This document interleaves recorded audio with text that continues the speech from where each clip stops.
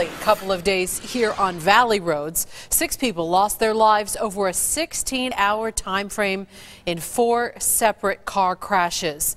They spread from all corners of the valley, starting yesterday afternoon at I-10 and 12th Street when a car lost control from a blowout and people were killed there.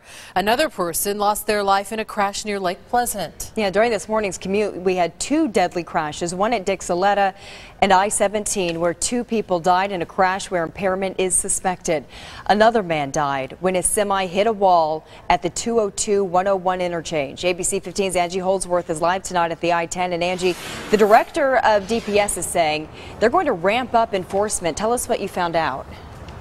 Yeah, it's quite disturbing when you hear of all this, and he definitely wants to get the word out. He's going to be increasing some enforcement on the Valley roadways, and he also mentions that in so many fatal accidents, like the one that happened out here on Sunday, most people simply aren't wearing their seatbelts. One after the other, in a matter of hours, tragedy hitting our Valley roads, our families, and our law enforcers. It's also the emotional toll on my troopers, and really all law enforcement. What happens in these collisions, especially at speed, is incredibly graphic. It's incredibly real.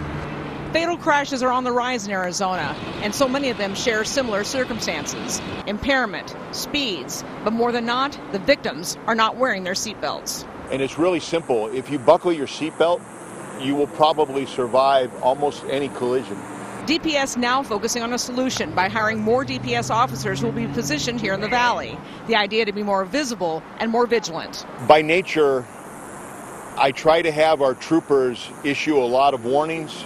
With what we're seeing right now with speed, with following too closely, and then again, the lack of usage of seatbelts, you are going to see a larger presence of Arizona Highway Patrol and the state troopers out on the roadways. There's going to be more citations issued. And that campaign is already underway, and we'll expect to see it expand as more DPS officers are hired. Live here in Phoenix, Angie Holdsworth, ABC 15 News. All right, Angie, thank you.